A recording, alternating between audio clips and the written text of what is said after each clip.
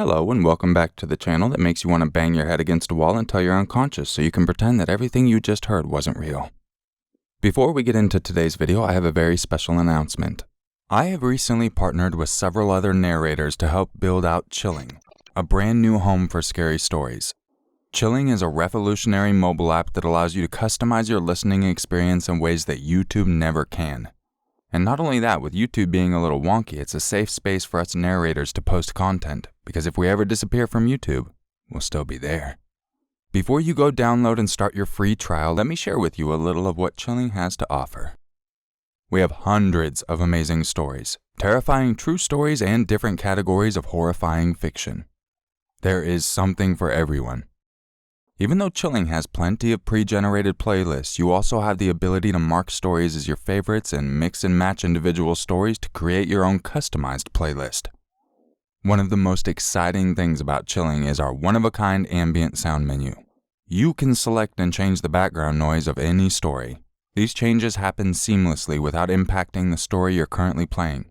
So you can start off a story sitting by the cackling of a campfire, but by the end find yourself stuck in a thunderstorm. I wouldn't say it was a normal Thursday at work, just like any other. It wasn't. Well, it was in some cases. Or if you're one of those people that don't like any background noise, you can have just audio. It is completely up to you. Now let's talk about the best part of Chilling. It is completely ad-free. That's right, no ads. You can listen to hours of stories with zero interruptions. And as much as you might love listening to my YouTube channel, I wanted to give you more options. And this is just the beginning. We will be adding content multiple times a week and expanding the variety of content, including classic novels and audio series. Beyond narrations, we are already hard at work to add the ability to stream video content in the form of Chilling original movies and shows. And it doesn't stop there, because at the end of the day, we built Chilling for you, and we cannot do this without you. We need your honest feedback to tell us what you would like to see in the future. We will be sending out subscriber surveys so you can share your thoughts with us. These first few months are so important for us to fine-tune the platform to become something special, and I hope you will follow us on this journey. Seriously, this is a huge step for the narrator community, and a lot of you say you would love to listen to me for hours. Well, now there's exclusive content over there by me, yours truly. For those of you that have told me you miss my stories, well, you'll go find them over there, and it's none that you've heard on my channel before. Can guarantee that. So what are you waiting for? Download now and start your free trial today. Go to your app store and search for Chilling, or simply click the link in the description below. I should also mention this app was made by a friend of mine, so yeah, it's not just some random person. Hope to see you guys over there. And without any further ado, let's begin. And as always, this video may be disturbing to some viewers. Viewer discretion is advised.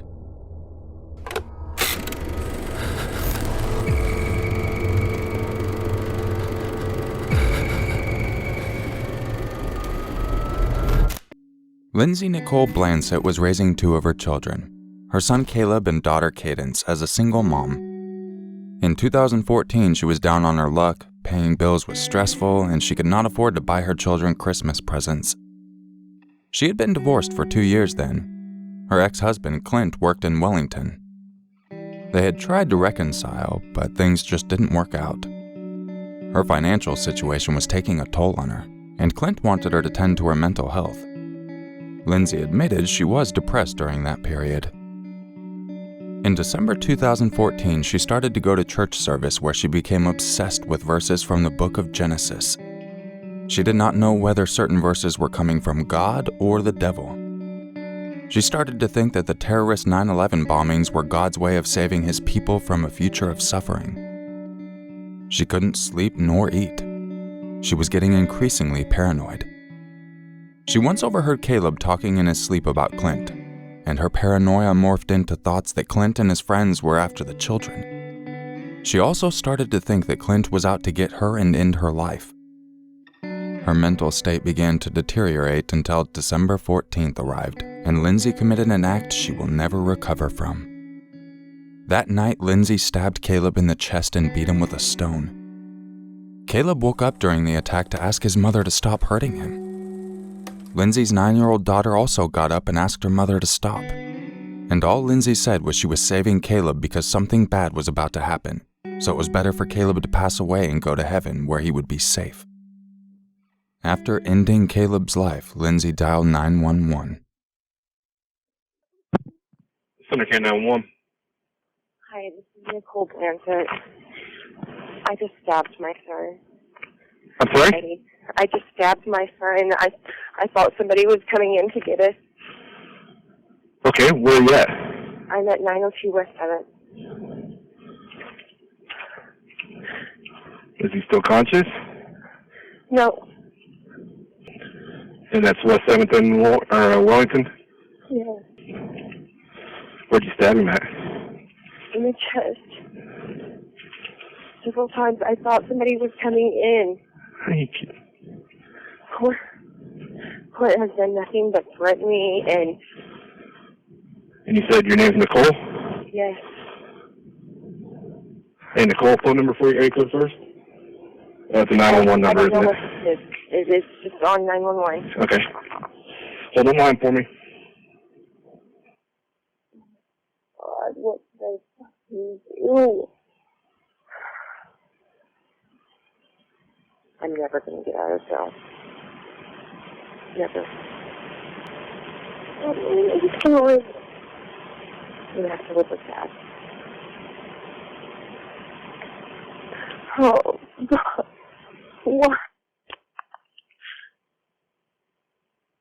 What? I was trying... Because I thought I was saving him from the pain that was coming.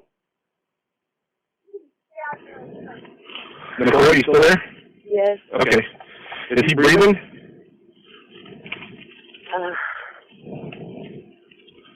I can feel his heartbeat barely. Okay. How old is he?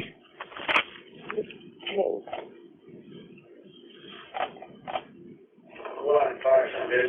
PD in route.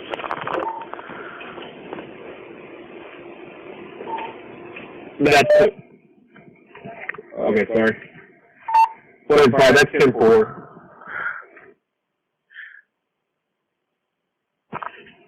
Nicole? Yeah. I know you gave it to me. Spell your last name for me.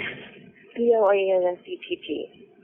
I'm having a nervous breakdown, and I went and stayed the night somewhere else with the kids last night, and they were... And I just felt like people were coming in to get us, and I was scared that... Okay, is your front door open, the porch light on? No, the porch light... Oh, hold on. Oh, my God. 10-year-old male supposedly stabbed in the chest.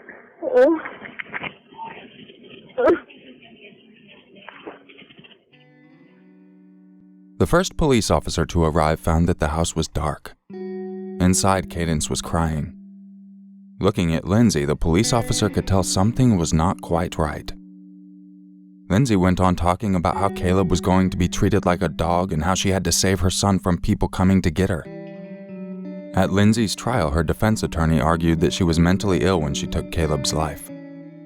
Her defense called a psychologist who conducted tests on Lindsay and concluded that she had shown symptoms of bipolar disorder, which ran in her family. The defense also put forward a note that Lindsay had written 2 days before killing Caleb. The note read, "Please love them with all your heart and don't let them forget me." Lindsay got sentenced to 25 years to life for murdering Caleb. If it was not for her mental condition when she committed the crime, her sentence would have likely been heavier.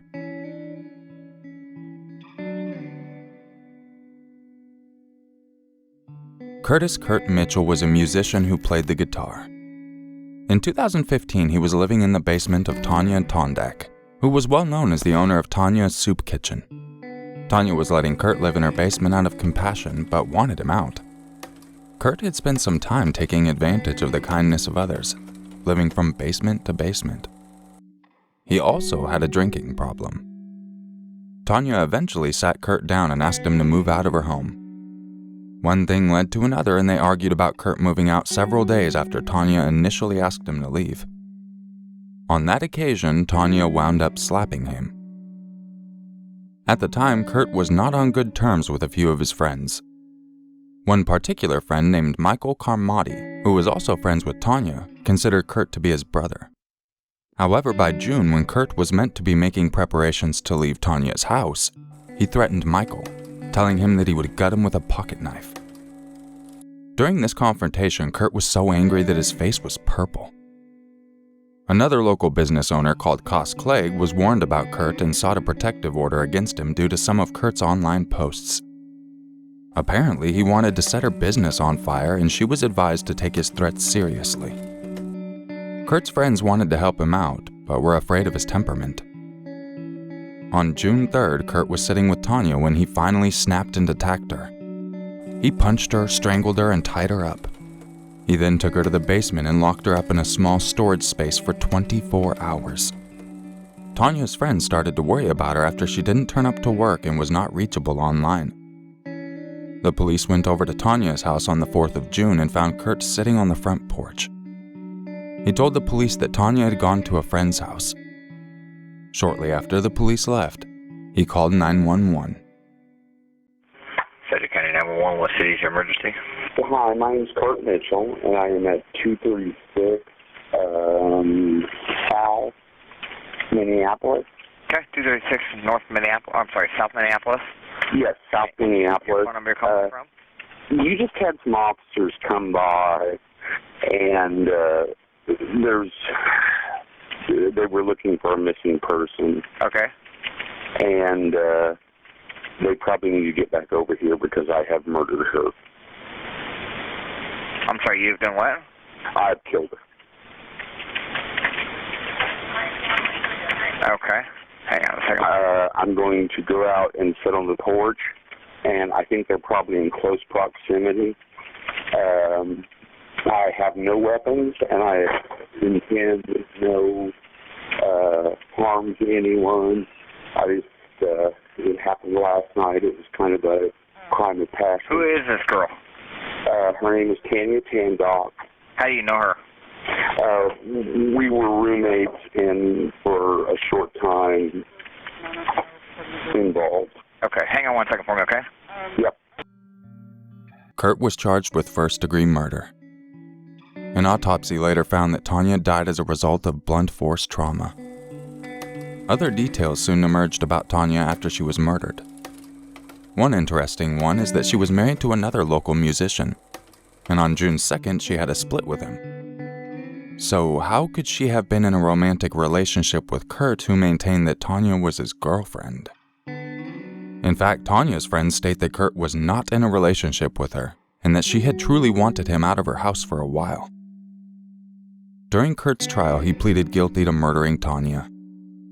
He was sentenced to 50 years in prison and was relatively calm when the sentence was read out in court. His trial took less than 2 weeks. Kurt's attorney had stated that from the moment he took up the case, Kurt was determined to serve his time and pay for what he did. Despite this, his friends were not impressed with his politeness and maintained that their focus was on mourning the passing of their friend, on spreading awareness about violence against women.